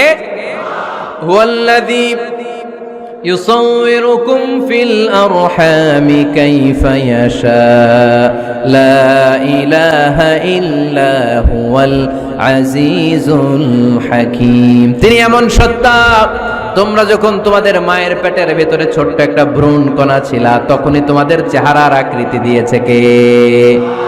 মায়ের পেটে থাকতেই কে ছেলে হবে, কে মেয়ে হবে, কে সুশ্রী হবে, কে শ্যামলা হবে, কার নাক লম্বা হবে, কারটা খাটো হবে, এগুলো ফিক্স করে রেখেছে কে? এজন্য কখনো কারো চেহারা, কারো আকৃতি নিয়ে ঠাট্টা বিদ্রুপ করা যাবে না। কারণ এই চেহারা আমরা বানাই নাই, বানাইছে কে? প্রত্যেককে যদি আল্লাহ তাআলা প্রত্যেকের নিজের চেহারা ডিজাইন দেওয়ার সুযোগ দিত, তাহলে আমরা আমাদের চেহারা কি এরকম বানাইতাম? কি করতাম? আপনাকে যদি আপনার চেহারা তৈরি করার ডিজাইন আল্লাহ দিত, যে তুমি যেমন মনে চাই নিজের চেহারাটার ডিজাইন দাও, কেমন বানাতেন নিজেকে? কথা বলেন, কয়েকজন বলেন না? হ্যাঁ, সবচাইতে সুন্দর করে আমি আমার অবয়বটাকে তৈরি করতাম।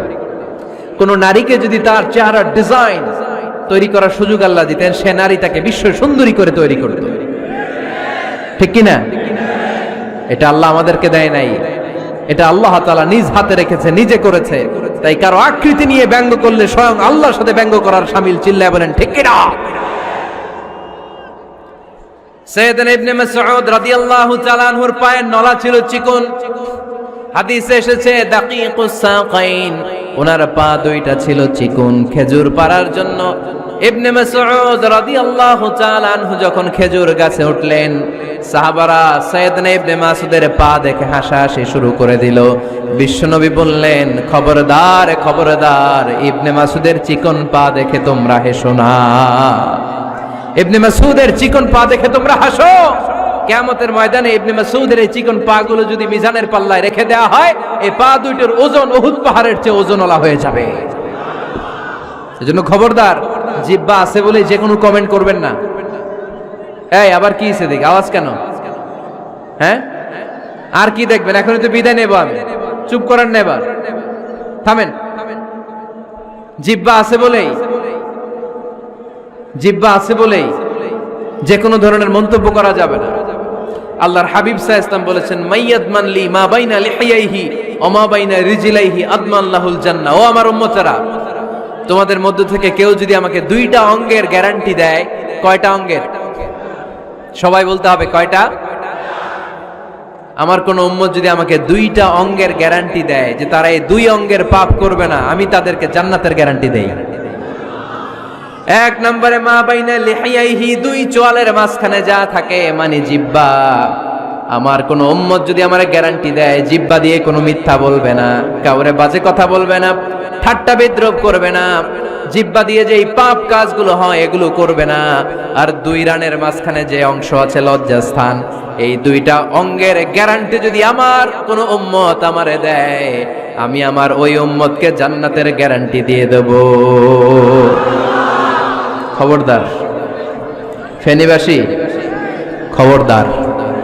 মন চাইলেই যা মনে চাই মুখ দিয়ে বলা যাবে। আমার রাসূল সাল্লাল্লাহু আলাইহি ইসলামের 11 জন স্ত্রী, এর মধ্যে একজন স্ত্রী ছিলেন একটু স্থূল আকৃতির, মানে মোটা। কি ছিলেন জানেন? ওই স্ত্রীর নাম কি? সফিয়া। কি নাম? সফিয়া বিনতে হুয়াই ইবনে আখতাব। উনি আল্লাহর হাবিব সাল্লাল্লাহু আলাইহি ইসলামের সব স্ত্রীদের মধ্যে থেকে একটু স্থূলকার ছিলেন, একটু ফেটি ছিলেন, মোটা ছিলেন। আম্মা জান আয়েশা একবার ওনার প্রতি রেগে আল্লাহ রাসূল সাল্লাল্লাহু আলাইহি ইসলামের কাছে বিচার দিলেন যে আপনার মুটকি বউ। আল্লাহর হাবিব সাল্লাল্লাহু আলাইহি ইসলাম এই কথা শুনে রেগে গেলেন। আয়েশা, এটা তুমি কি বললা? তুমি সফিয়ারে মুটি বলে গালি দিলা। লাকাদ কুলতিলা কালিমাতান লাউ মুজিজাতহু লা মাসাজাতিল বাহর। আয়েশা, তুমি এমন একটা কথা সফিয়ার শানে বলেছো, এই কথাটাকে যদি সাগরের মধ্যে ঢেলে দেওয়া হয়, এই কথাটার তিক্ততা আর পঙ্কিলতা পুরো সাগরের নীল পানিকে মুহূর্তে কালো করে দিবে। এজন্য খবরদার, জিহ্বা সামলান। সাহাবারা রাদিয়াল্লাহু তাআলা আনহুম আজমাইন, ওনারা জিহ্বা ধরে মাঝে মাঝে জিহ্বার মধ্যে বাড়ি দিতেন আর কাঁদতেন আর বলতেন, জিহ্বা, তোর কারণে কিয়ামতের দিন আমরা আল্লাহর কাছে ধরা খেয়ে যাব। মুমিন চাইলেই এই মুখ দিয়ে যা মনে চায় বলতে পারে। তাহলে 4 নাম্বার গাইডলাইন হচ্ছে লা ইয়াসখার কওমুন মিন কওম, কোন বিশ্বাসী বান্দা কখনো অন্য বিশ্বাসী বান্দাকে ঠাট্টা বিদ্রূপ করতে পারবে। 5 নম্বরে আল্লাহ বললেন ওয়ালা তালমিজু আনফুসাকুম, খবরদার অন্যের দোষ খুঁজবা না। ও আমার বিশ্বাসী বান্দারা, নিজের দোষ খোঁজো, অন্যের দোষ খোঁজো না। দেখেন সমাজটারে শান্তিপূর্ণ বানানোর জন্য আল্লাহর পক্ষ থেকে কি সুন্দর মোরাল এন্ড এথিক্যাল ইনস্ট্রাকশনস, কি চমৎকার গাইডলাইন। অন্যকে ঠাট্টা করো না। ওয়ালা তালমিজু আনফুসাকুম, নেভার ডিফেম ইচ আদার, একে অপরের দোষ খোঁজো না, নিজের দোষ খোঁজো। কার দোষ খুঁজবেন? আরো জোরে বলতে হবে, কার দোষ খুঁজবেন? অন্যের দোষ খোঁজা যাবে? কিছু লোক আছে দেখবেন সারা দিন চায়ের দোকানে বসে এই বাড়িতে এই সমস্যা, ওই বাড়িতে এই সমস্যা, ওই বাড়িতে এই সমস্যা, তোর বাড়িতে কি সমস্যা? কিছু লোক আছে এই হুজুরের এইটা খারাপ, এই হুজুরের ওইটা ভালো না, এইটা খারাপ, এইটা সমস্যা, এটা সমস্যা, তোর কি সমস্যা? তোর সমস্যা তুই খুঁজে বের কর, নিজের সমস্যা খুঁজে বের কর। যে নিজে নিজের সমালোচনা করতে পারে সেই সর্বাপেক্ষা বুদ্ধিমান। এজন্য খবরদার আমার কলিজার টুকরা যুবক ভাইয়েরা, কখনো কখনো কাউকে ব্যঙ্গ করে, বিদ্রূপ করে, ছোট করে কোনো মন্তব্য করা যাবে না। কখনো অন্যের দোষ খোঁজা যাবে না। দোষ আমরা খুঁজবো, নিজের দোষ, ঠিক কিনা? দোষ আমরা খুঁজবো, কার দোষ? চিল্লায় বলতে হবে, কার দোষ? নিজের দোষ খুঁজতে হবে। যারা নিচু মনের মানুষ, এরা মানুষের দোষ নিয়ে কথা বলে। Small people talk about people, average people talk about things and stories, and great people talk about ideas. যারা নিচু মনের মানুষ, এরা মানুষের দোষ নিয়ে কথা বলে। যারা মাঝারি ধরনের মানুষ, এরা এলাকার ঘটনা বিভিন্ন বিষয় নিয়ে কথা বলে। আর যারা বড় মনের মানুষ, এরা আইডিয়া নিয়ে কথা বলে। তারা তাদের আইডিয়াকে কাজে লাগিয়ে সমাজটারে পাল্টে দিতে চায়। যুগ জামানা পাল্টে দিতে চাই না অনেকজন, এক মানুষই আনতে পারে জাতির জাগরণ। এক মানুষই বিপদকালে বাঁচায় কাফেলায়, ক্ষুদ্র ডিঙ্গি বাঁচায় জাহাজ অসীম দরিয়ায়। এজন্য নিজেকে শুধরাতে হবে। ওয়ালা তালমিজু আনফুসাকুম, অন্যের দোষ খোঁজো না, নিজের দোষ খোঁজো। তাহলে ফেনীবাসীরা, এই হোক আমাদের স্লোগান, আমরা নিজেদের দোষ খুঁজবো বেশি, অন্য কারো দোষ কখনো খুঁজবো। আপনি নিজে ঠিক হয়ে যান, দুনিয়া এমনি ঠিক হয়ে যাবে। নিজে ঠিক তো দুনিয়া ঠিক। নিজেকে শুধরান। অন্যের দোষ দেখে তো আমার লাভ নাই। ও কি করছে এটা ও জবাব দিবে, আমি কি করেছি আল্লাহর সুপ্রিম কোর্টের কাঠ গড়ায় সেদিন আমাকে জবাব দিতে হবে। চিল্লায় বলো ঠিক কিনা? এজন্য অন্যের দোষ যেন আমরা না খুঁজি, নিজেকে যেন পরিবর্তন করি। পরিবর্তন করতে রাজি আছি তো সবাই? পরিবর্তনের অগ্রনায়ক হতে রাজি আছি তো সবাই? সিদ্ধান্ত নিতে হবে, শক্ত সিদ্ধান্ত। দাঁড়াতে হবে, সৈনিকের মতো দাঁড়াতে হবে, ঠিক কিনা? আধারে ভয় পেও না, আলো আছে আড়ালে, অন্ধকার পালিয়ে যাবে তুমি উঠে দাঁড়ালে। নিজেকে দাঁড়াতে হবে, নিজের সাথে নিজের শক্ত বোঝাপড়া করতে হবে। অন্যের দোষ খোঁজার সময় আমাদের নাই। চিল্লায় বলো ঠিক কিনা? দোষ খোঁজা যাবে না, নিজের দোষ নিজের আমরা খুঁজবো। বসেন বসেন। কি ঢুকছে এখানে? হ্যাঁ, কারেন্টে শক করছে। সাপ, সাপ আওয়াজ শুনতে আসে।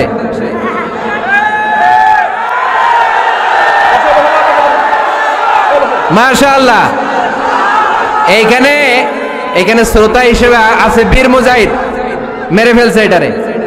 ঠিক আছে ঠিক আছে ঠিক আছে, বসুন।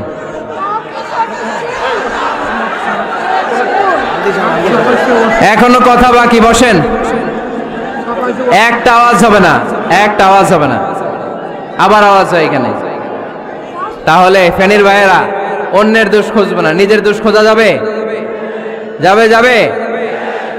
ক্লান্ত হয়ে গেছেন? কষ্ট হচ্ছে? তারপরে 7 নম্বরে আল্লাহ বললেন ওয়ালা তানাবাযু বিল আলকাব, ওয়ালা তানাবাযু বিল আলকাব। এই ছেলেরা, আমি এখনই উঠে যাব, বিদায় নিচ্ছি। বসো, বসেন ভাই, বসেন। এগুলো অনেক জরুরি কথা, মনোযোগ দিয়ে শুনেন। ওয়ালা তানাবাযু বিল আলকাব, মানুষকে মন্দ নামে ডেকো না। আমরা অনেকের নাম চেঞ্জ করে ডাকি, আছে না নাই? না, আমার কলিজার টুকরা ফেনীর ভাইয়েরা, আজ থেকে কখনো কারো নাম চেঞ্জ করে আমরা ডাকবো না। যে নামে তাকে ডাকলে সে খুশি, আমরা ওই নামে ডাকবো। পারবো তো? কারণ প্রত্যেকের নামটা প্রত্যেকের কাছে বড্ড দামি, প্রত্যেকের নামটা প্রত্যেকের কাছে বড্ড প্রিয়। আপনার নাম কি? লিটন ভাই, মাউল হক লিটন ভাই। আপনার কাছে মনে হইতে পারে আরে লিটন একটা নাম হইলো, তো কত আছে আমাদের এলাকায়। না, এলাকায় অনেক আছে ঠিক, কিন্তু লিটন ভাইয়ের কাছে লিটন নামটা খুব আদরের, যত্নের, ঠিক কিনা? আমার নাম কি? আমার নাম মিজান। আরে মিজান একটা নাম হইলো নাকি? কত নাম আছে মিজান, এলাকার সিপাই পয়রাস। এটা ঠিক, অনেক নাম আছে মিজান নামে, কিন্তু যেহেতু এটা আমার নাম, আমার কাছে এই নামটা বড় দরদের, বড় যত্নের, বড় আদরের। কারণ এই নামটা আমার পরিচয় বহন করে। ভাইয়ের নাম কি? স্বপন। স্বপন ভাই এলাকায় অনেক আছে না? তো সিম্পল একটা নাম, কিন্তু না, স্বপন মিয়াজি ভাইয়ের কাছে এটা সিম্পল না। এই নামটা ওনার কাছে বড় যত্নের। মানুষ তার নাম খুব পছন্দ করে, নিজের নামের। কারণ দেখবেন কাগজ আর কলম পাইলে সবাই নিজের নাম লেখে, খালি নিজের নামের সিগনেচার দেয়, আছে না নাই? এরপরে দেখবেন যে কক্সবাজারে গেলে সাগরের তীরে বালু পাইলেই বালুর মধ্যে নিজের নাম লেখে, আবার ওই নামের পাশ দিয়ে লাভও আঁকে, আছে না নাই? আমি অনেক দেখেছি, সাগর পারে গেলেই মানুষের মন উথাল পাতাল করে। তো সাগরের বালিতে নিজের নামটা বড় করে লেখে, চারদিক দিয়ে লাভ, মানে এই নামটারে আমি লাভ করি। এটা প্রমাণ করে প্রত্যেকে নিজের নামটারে বড্ড বেশি ভালোবাসে, ঠিক কিনা? এজন্য ফেনীর সোনার টুকরারা, খবরদার বন্ধুরা, নিজেরা যেন একে অপরকে এমন নামে না ডাকি যে নাম শুনলে সে কষ্ট পায়। আজ থেকে কোনো বাজে নামে কাউরে ডাকা যাবে? আব্বা আম্মা আদর করে কত সুন্দর নাম রেখেছে, আবু বাকার, ওরে সবাই ডাকে বকইরা, কপাল পোড়া। আব্বা আম্মা নাম রেখেছে আবু ওয়াক্কাস, ওরে ডাকে আক্কাইচা। কত সুন্দর নাম আমার আল্লাহর নামের সাথে মিলিয়ে আব্দুল কুদ্দুস নাম রেখেছে, ওরে ডাকে কুদ্দুচ্চা, আছে না নাই? কবিরা গুনাহ করেছেন আপনি, কবিরা গুনাহ। It's not a simple deal, এটা সাধারণ কোনো ব্যাপার না, এগুলো সবগুলো কবিরা গুনাহ। কোনোদিন কাউকে ঠাট্টা বিদ্রুপ করে কিছু বলবো না, কখনো অন্যের দোষ খুঁজবো না, কারো নাম বিকৃত করে কোনোদিন কারো মনে কষ্ট দিব না, ঠিক কি না?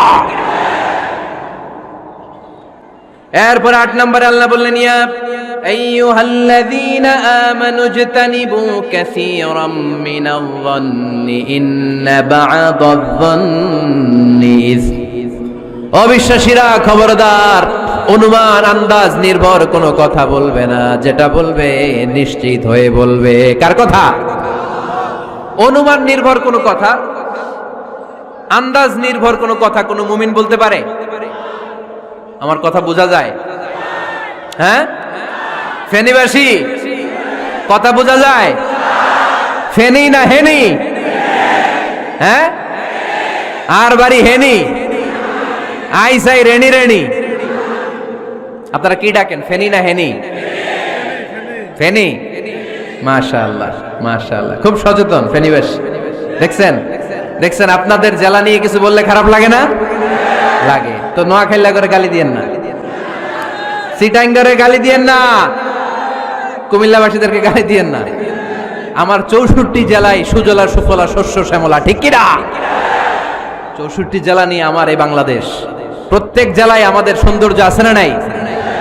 এক এক জেলার ভাষার সাথে আরেক জেলার ভাষার কোনো মিল। সিলেটে ছিল আমার গতকাল মাহফিল, তা আমি জিজ্ঞেস করছি, ভাই সাহেব খিতা খররা, আপনারা বালা আসেননি? তো মহা খুশি, কারণ ওদের ভাষায় কথা বলেছি, ওরা ওদের ভাষাটারে বড্ড ভালোবাসে। আমরা প্রত্যেকে আমাদের প্রত্যেকের জেলাটারে বড্ড পছন্দ করি, ঠিক কি না?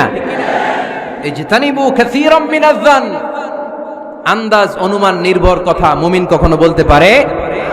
এজন্য আল্লাহর হাবিব বললেন, ইয়াকুম ওয়ায-যন ফাইন্নায-যন্না কাযাবুল হাদিস। খবরদার, তোমাদের উচিত আন্দাজ অনুমান নির্ভর কথা থেকে বেঁচে থাকা, কেননা অনুমান করে কথা বললে পাপ হয়। অনুমান করে কথা বললে কি হয়?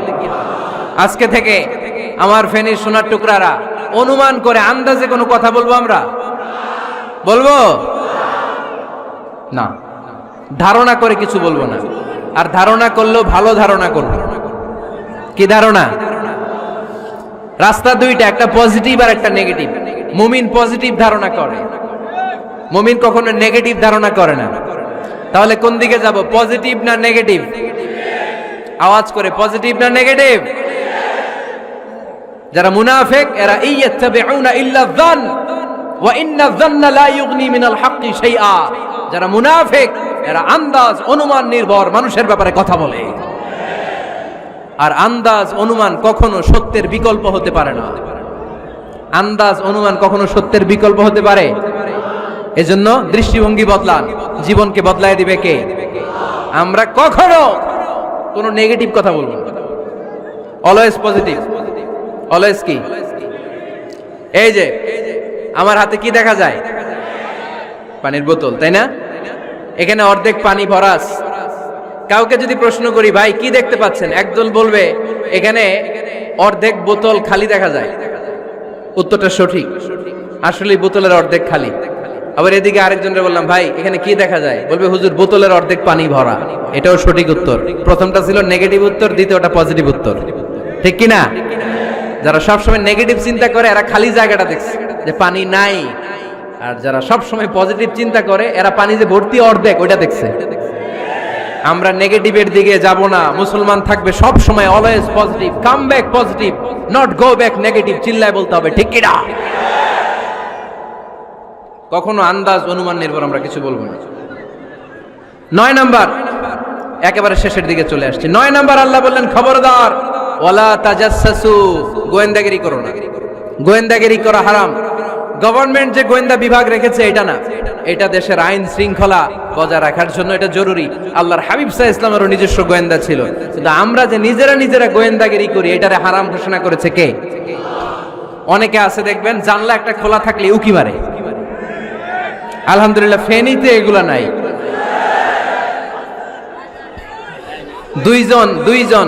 দুইজন ওদিকে কি যেন বলতেছে, উনি আড়ি পেতে কথা শুনে। আছে না নাই? ছিদ্র একটা থাকলে উকি মারে। আছে না নাই?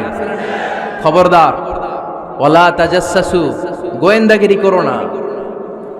কখনো কোনোদিন কারো পারমিশন ছাড়া মোবাইলের গ্যালারি চেক করবেন না।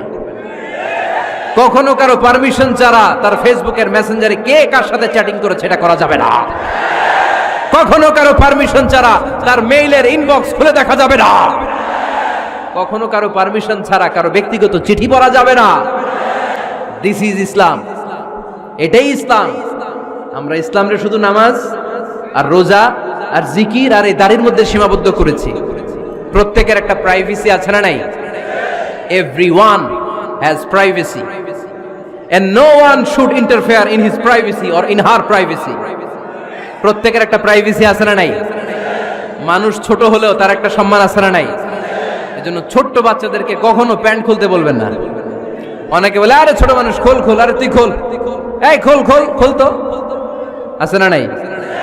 ওরও প্রেস্টিজ আছে, ওরও সম্মান আছে।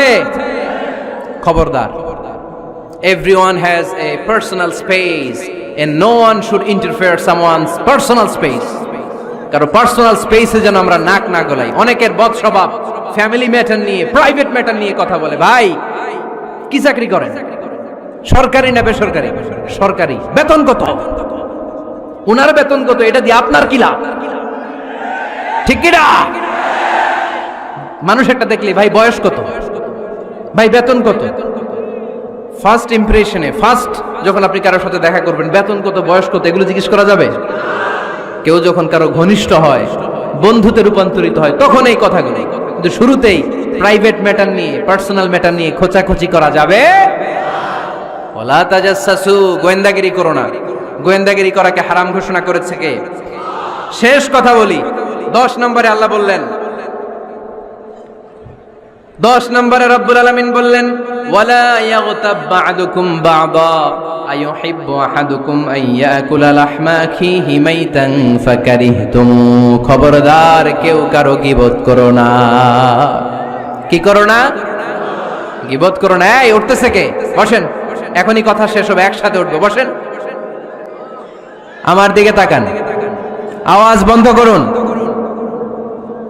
একে অপরের গীবত করো না। ব্যাকবাইটিং, চুগলখড়ি, আলহামদুলিল্লাহ ফেনীতে এগুলা নাই। চায়ের দোকানে বসে এর কথা ওর কানে, ওর কথা ওর কানে বইলা সমাজ একটা গিরিঙ্গি লাগায়। আছে না নাই? আল্লাহর হাবিব বললেন আতাদরুনা মাল গীবা, গীবত কারে বলে জানো নাকি?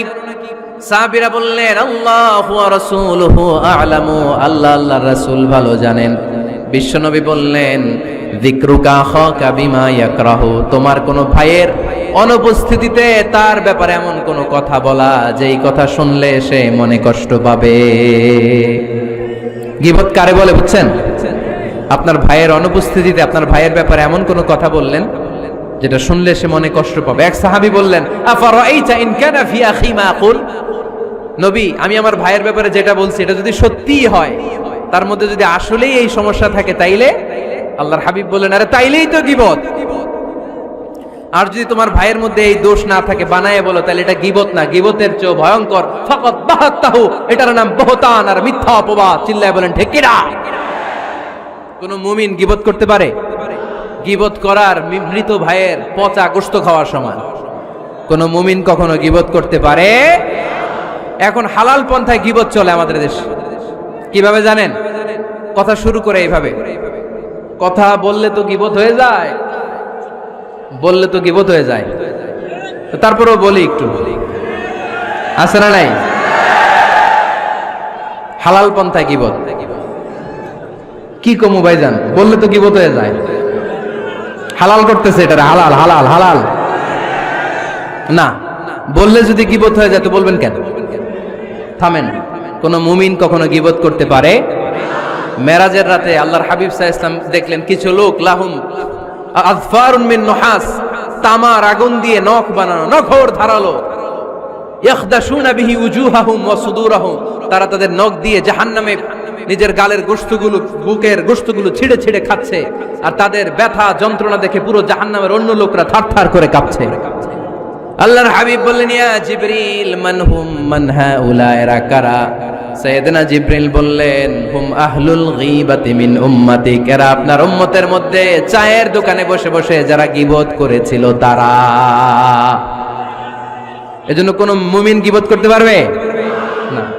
অন্যের গীবত আমরা করব না, দোষ খুঁজলে নিজের দোষ খুঁজবো।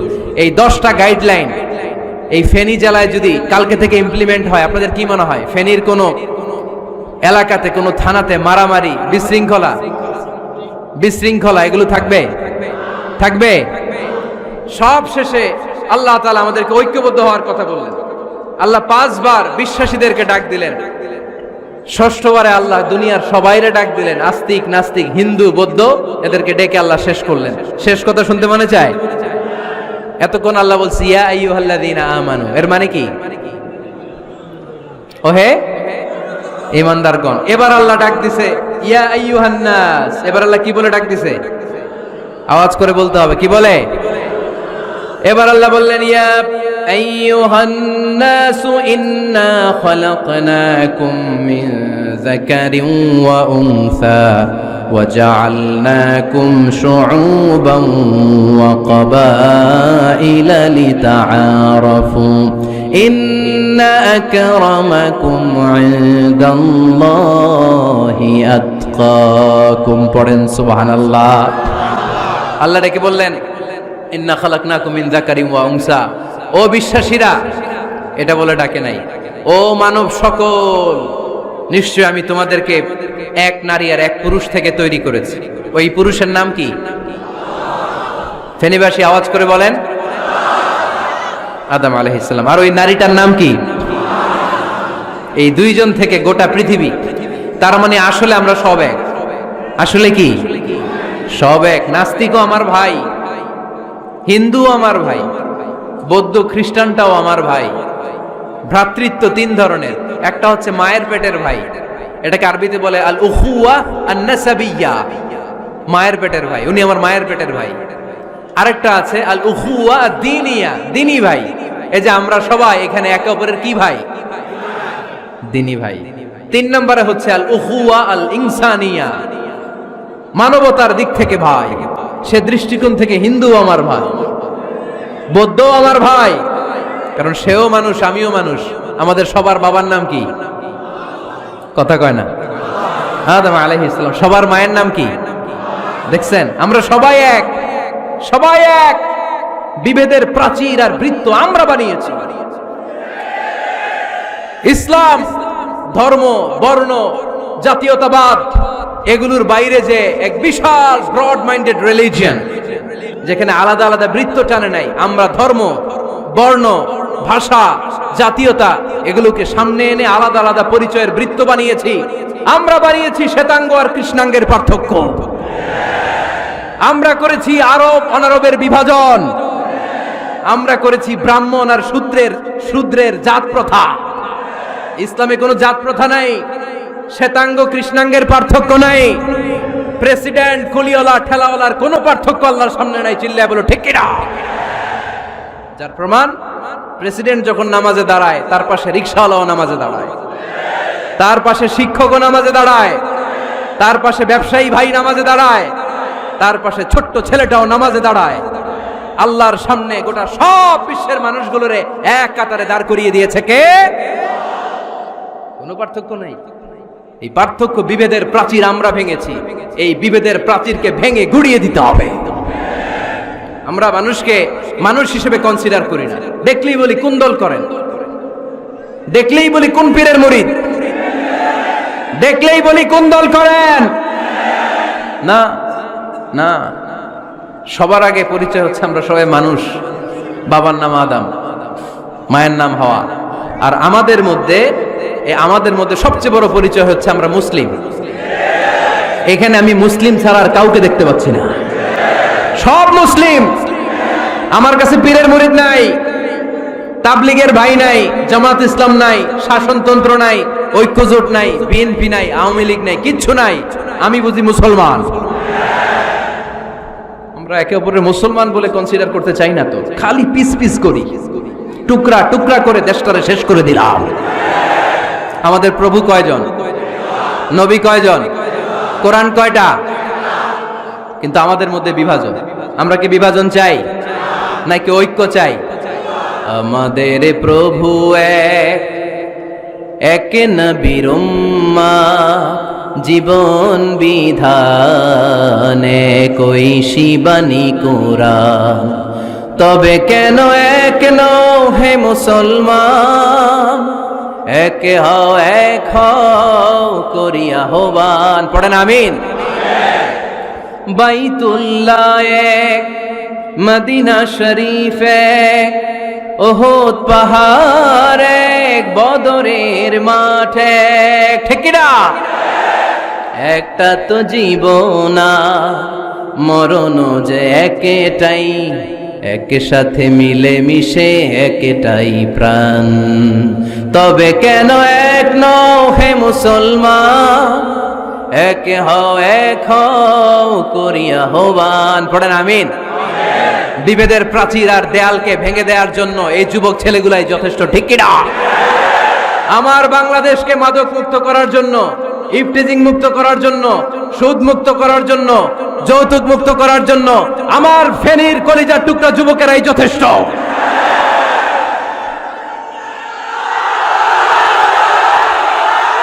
অনেক নারী আছে একজন হিন্দু মুসলমানের অনেক নারী ভালো সবাই।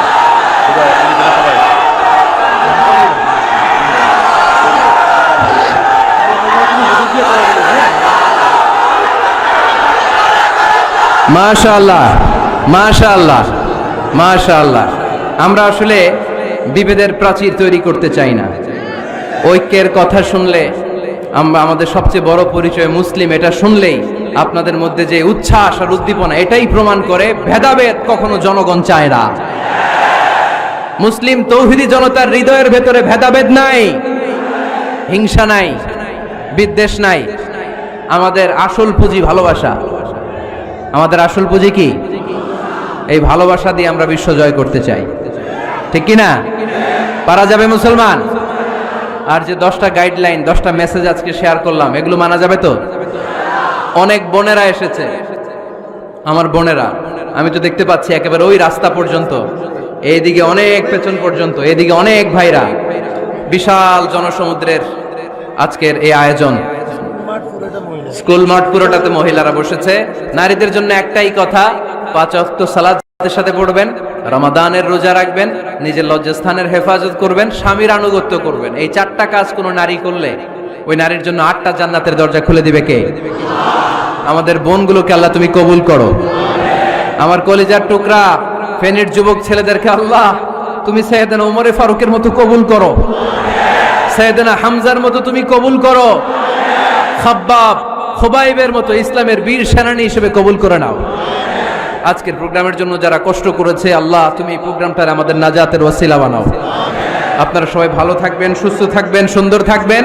ঐক্যের আহ্বান জানিয়ে এখানেই শেষ করছি। সংক্ষিপ্ত দোয়া হবে, একসাথে দোয়া করে বিদায় নিব। আল্লাহুম্মা আমিন।